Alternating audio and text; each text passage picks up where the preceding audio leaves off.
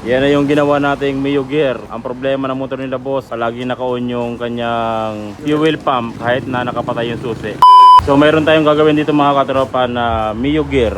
Ang problema ng motor ni boss, palaging umaandar yung kanyang fuel pump kahit nakapatay yung kanyang susi. Siyempre kapag tuloy-tuloy yung andar ng ating fuel pump, ang mangyayari dyan, masisira yung ating fuel pump, maaari pang uminit at magkakaroon pa ng problema dun sa loob. Dapat kapag pinatay mo yung susi, patay din yung kanyang fuel pump. So bago natin simulan yung ating pag-troubleshoot kung ano ba yung may problema, kung ECU ba o wiring, tignan muna natin yung problema na sinasabi nila boss.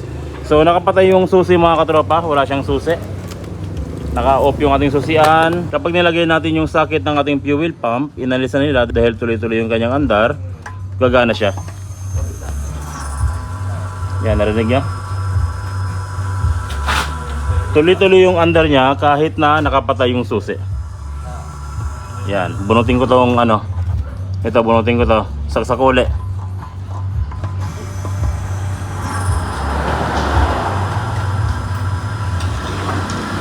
Okay, tuloy-tuloy yung kanyang andar. Kung ganyan yung problema ng motor niyo mga katropa, syempre magkakaroon ng problema sa fuel pump o magkakaroon ng problema sa electrical at maaari pang masunog kapag uminit yung ating fuel pump kasi hindi nyo napansin na tuloy-tuloy yung kanyang andar. So kung sakaling naka-encounter kayo ng ganitong klaseng problema, nakapatay yung susi at tuloy-tuloy yung pag-andar ng fuel pump, ganito lang yung dapat natin gawin.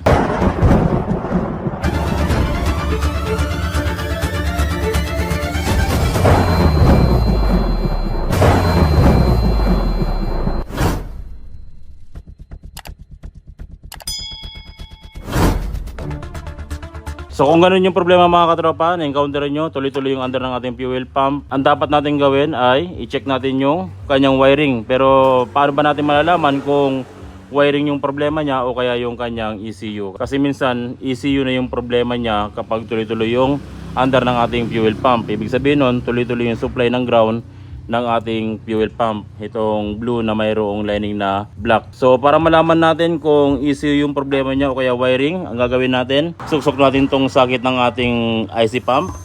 Tutunog yan. Ngayon kapag hinugot natin tong socket ng ating ECU, dapat mawawala yung tunog ng ating fuel pump.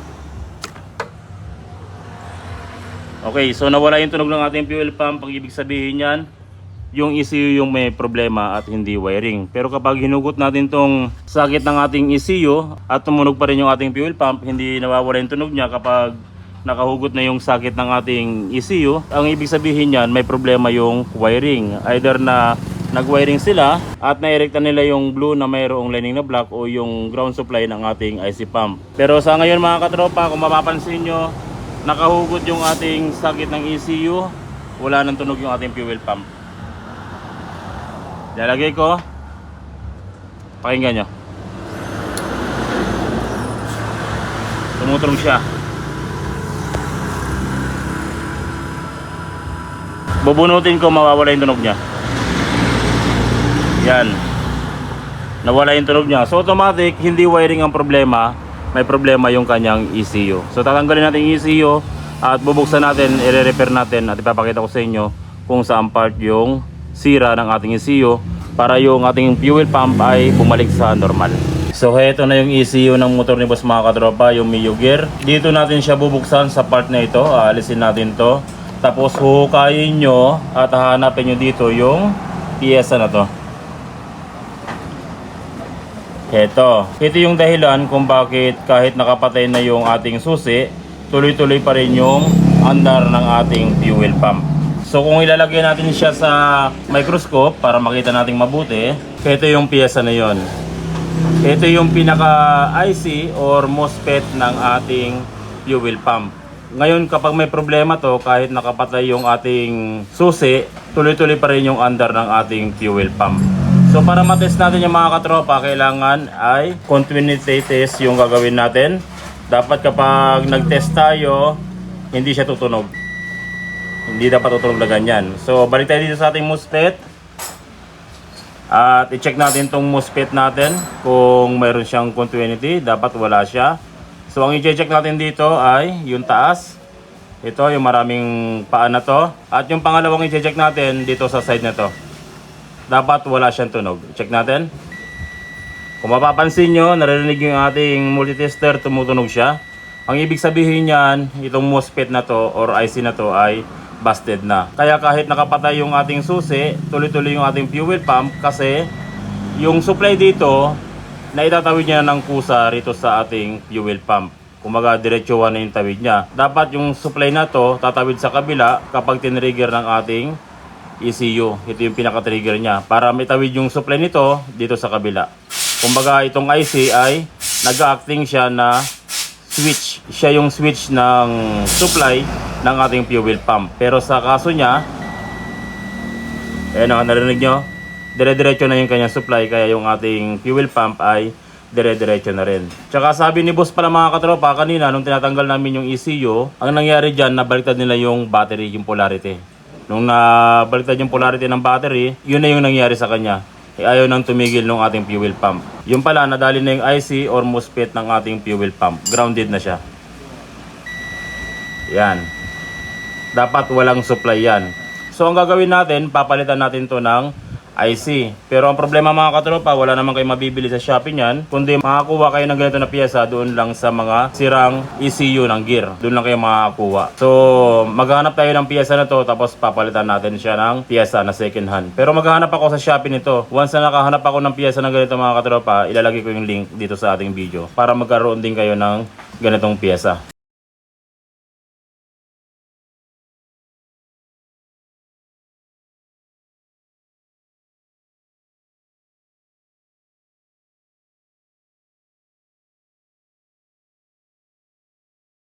So ito na yung pinalit natin mga katropa, pero second hand lang siya na IC. At ito yung tinanggal natin na IC, yung grounded. Ngayon, subukan natin siya uling i-check gamit yung ating multitester. Naka continuity test pa rin tayo. At dapat hindi siya tutunog na parang ganito. Pag tumunog na ganyan, ang ibig sabihin yan, sira pa rin yung kinabit natin na IC. At ganoon pa rin yung magiging problema niya. Kahit nakapatay yung susi, aandar pa rin yung ating fuel pump. Subukan natin. Okay, wala na siyang tunog. Kabilaan, wala nang tunog yung ating IC. So, ibig sabihin yan, good na yung ating IC. Pero, i-testing pa rin natin dun sa motor kung good na talaga yung ating IC. Pre, pa-testing. Pero, wag nating isusi. Ay, di ba kanina kapag hindi nakasusi, umaandar na yung ating fuel pump. Nakalagay na yung ating fuel pump socket. Okay? Ngayon, pansinin nyo mga katropa, nakakabit na yung socket ng ating computer box, pero hindi nyo na siya maririnig. Ngayon, subukan natin. Baka mamaya pag susi, wala rin eh. Okay. Pare, susi mo. Pag sabi kong susi mo ha. Sige pare, susi. Iyon o, parang kabayo. Iyon o. Patay pare. Patay yung susi. Nakapatay yung susi. Hindi siya tumutunog. Kahit tanggalin nyo yung susi. Kanina kung nakatanggal yung susi, tuloy-tuloy yung tunog niya. Ngayon, wala na. Kapag sinusi, doon lang tutunog. It's alive! Abos, nakaligtas. Ngayon, pandarin natin pre. Iyon o. Tara ba, ano? It's alive na. Umaandar na yung motor ni boss at syempre normal na yung kanyang fuel pump. Yan o. Tutunog siya kapag umaandar, pero kapag pinatay mo, wala rin siyang tunog. So safe na yung motor ni boss at syempre safe na yung kanyang computer box. Hindi ka na bibili ng bago, tropa. So yun ang mga katropa, kung sakali naka-encounter kayo ng ganitong klaseng problema, umaandar yung fuel pump nyo kahit nakapatay yung susi, dalawa lang ang possible ng problema nun, wiring or ECU. So yun ang mga katropa, maraming salamat sa walang sawang pagsuporta sa ating channel. Sana tuwing nanonood kayo nating video, marami kayo natutunan na nagagamit nyo sa inyong panghanap buhay or sa inyong pag-DIY. Maraming salamat mga katropa, God bless at syempre, ingat palagi sa pag-wiring.